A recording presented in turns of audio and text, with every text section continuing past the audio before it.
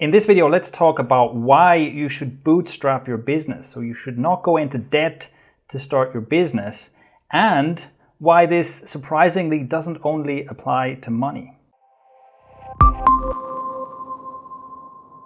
Hello, I'm Shane Malach from Active Growth, and here's the basics of what I mean when I say you should bootstrap your business.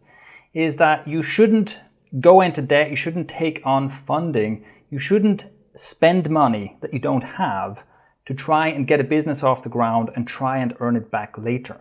And this is especially true when you're new to entrepreneurship, because this is a gamble that just rarely pays off, right? If you take on a lot of debt, if you put yourself in a difficult financial situation, hoping that at some point in the future, the business is going to work out, I'm going to be able to pay down the debt, I'm going to be able to pay down the interest, and then somehow I can start earning money, that puts you in a really risky spot. As an example, if I had done this early on with my first businesses, I'd probably still be in trouble because my first few attempts at starting a business really didn't go anywhere. And it was good that I didn't sink any money into this that I didn't have, because that meant I could acknowledge, okay, this business is not going to work. I could just drop it, walk away, and do something better. But if I had taken on funding, if I had taken on debt for this, then it's like, oh, I have to make this happen somehow now. And I would have probably spent far too long trying to get an essentially hopeless business off the ground because of this. And this applies to aspects of your business as well. Here's an example. Let's say you want to do some video marketing for your business. Don't buy $5,000 worth of camera gear in order to start doing video marketing. That is going into debt on your video marketing. And even if you can pay this out of your own pocket, I don't recommend you do this. What I recommend is that you start making videos using your phone, or maybe you get a GoPro for a few $100s, which is good enough. You start making videos with that. You earn $5,000 with the videos you make, and then you can decide whether you want to spend that on, better cameras, expensive lenses, and all this kind of stuff.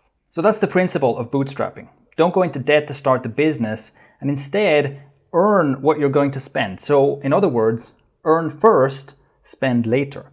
But like I said, this doesn't only apply to financials. This doesn't only apply to money. And the bootstrapping mistake that many entrepreneurs that I know make is not related to money. Let me give you an example. Recently, a customer in one of my courses asked a long and kind of complicated question, which came down to this: should I split up my website and essentially my business into two parts? Should I have two brands, two websites, and basically two businesses?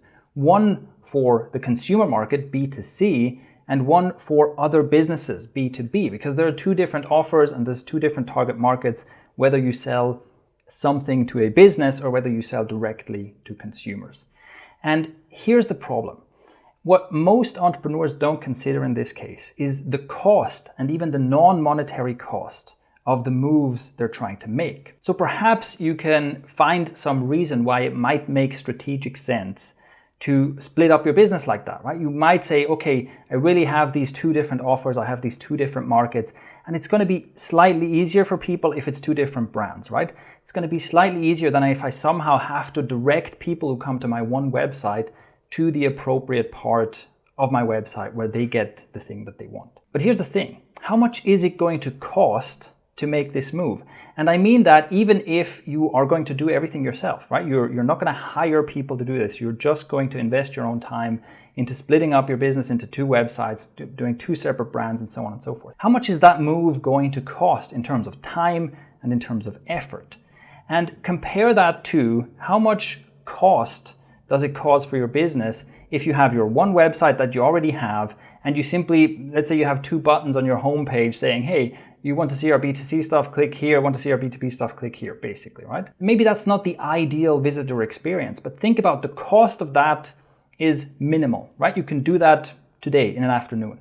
But the cost of splitting an existing business into two separate websites and brands is immense. This could take weeks or months to complete. Plus, then you have two new websites that you kind of have to build up from the ground up. They have no domain authority, they have no ranking and all that. So it's like you're starting from scratch twice over.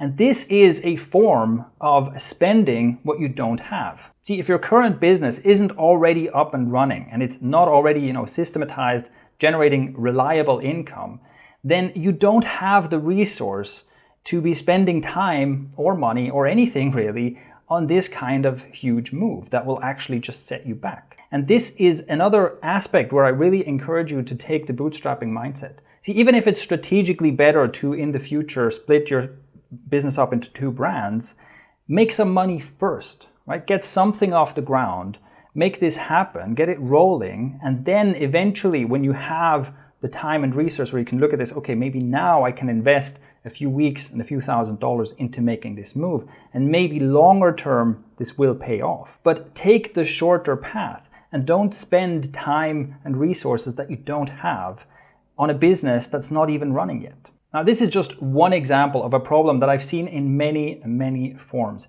And there's so many things you can be wasting your time on that even if you have a good reason to do it, you want to rebrand your site, you want to redesign your site, whatever. These are all things that can have good strategic reasons, but don't spend on this unless the business is already up and running.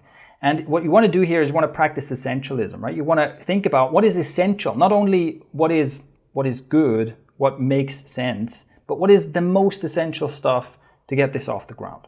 So here's the specific thing that I encourage you to do. Think of rapid implementation. You want to be implementing and publishing rapidly. And it's good to have grand plans. There's absolutely nothing wrong with that, to say, look, in the future, I have this vision that's much grander than anything I have right now.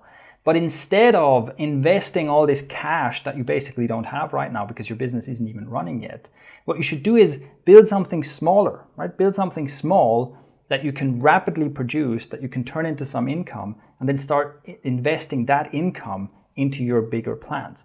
And in case you're wondering, this is exactly how I built Thrive Themes. I didn't start out going, oh, I'm going to build this huge software company, because I didn't have the money or the resources to do this.